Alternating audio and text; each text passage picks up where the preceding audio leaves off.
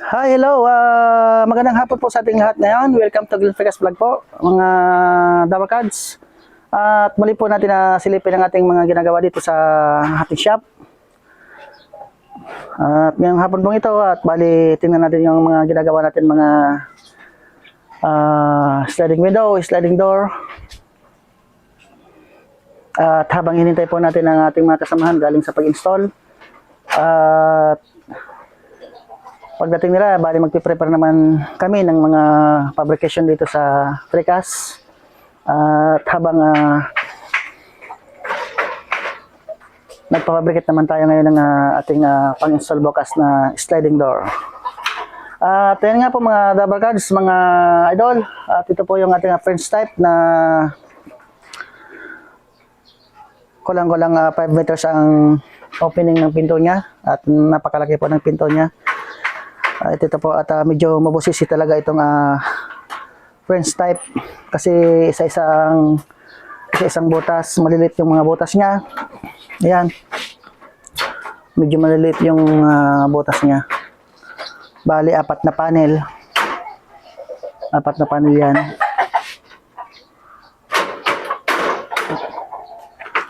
Ito ang ating comparing to pair na dalawasa sa mga salamin.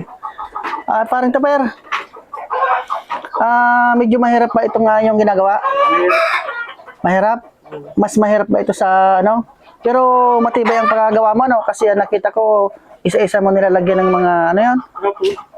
Nilalagyan ng tornilyo. Ayan, mga idol. At ang sabi ng ating fabricator na si Paring Tapera, talagang ano daw ito, medyo mahirap talaga. Kung sa bagay, nakita ko naman kanina, talagang busisi talaga. Ito na yata yung pinakabusisi sa pinakabusisi. Yan, mga pitpalo.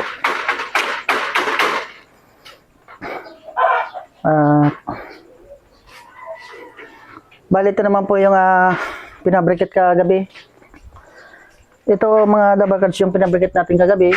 At ngayong gabi naman tatanggalin naman ito. Bali yan, bali 2 patong po yan sa ilalim at saka sa ibabaw. At bali mamaya pagdating ng mga installer natin, bali tuloy naman sila dito sa fabrication ng ating mga precast. At kasi marami-rami itong ating gagawin. Libong metro itong gagawin natin kasi may mga built-in precast tayong gagawin eh. May mga siguro po mga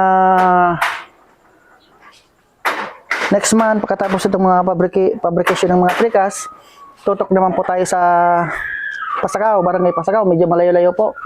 Kasi mag-umpisa naman po tayo ng mga built-in precast po.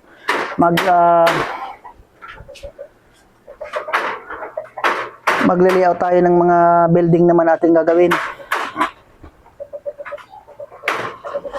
Kaya dito muna tayo, istamay muna tayo dito sa pagsilip dito sa fabrication ng salamin. Ayan mga double cards. Ayan. At ito pong 2 gamit nito, bagong bili natin to kanina. Ayan.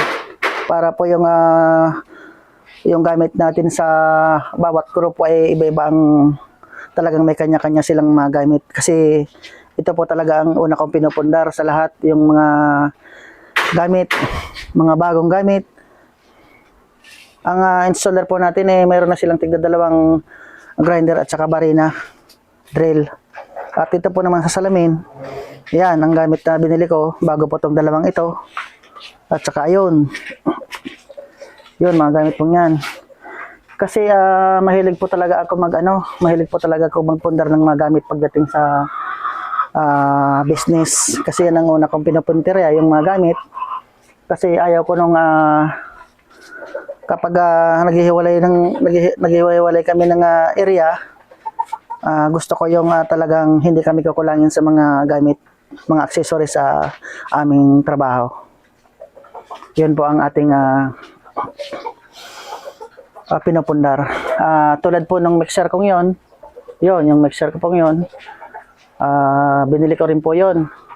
Yung mixer na yan. Binili ko rin yan kasi nagbe-build na po rin kami ng mga building. Talagang kailangan na kailangan yan.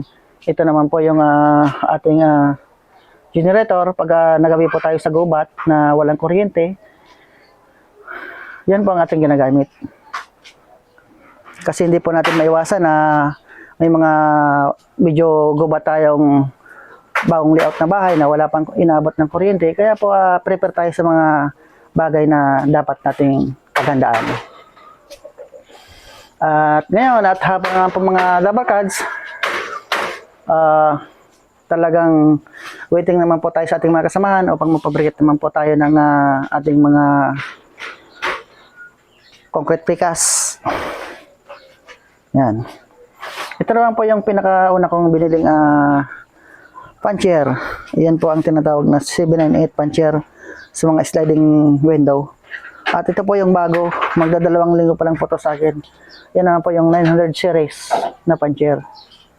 Yan mga Dabarkads. At ayan. At napaka-blessing po sa atin naman ng mga makapundar ako ng mga gamit kasi hindi naman tayo pinabayaan ng ating Panginoong Diyos sa mga ating mga ginagawang mga project at sana hindi tayo magkaroon ng aberya. Yun. At yun nga po at maraming salamat po sa patuloy ninyong panonood ng aking mga in-upload. At sana, please lang po, huwag sana ninyong kalimutan, paki-like and share and paki-follow na rin po ng Facebook page ng Glenn Precast. At magandang hapon po sa inyong lahat. Thank you for watching and God bless you all. I love you so much. Bye-bye.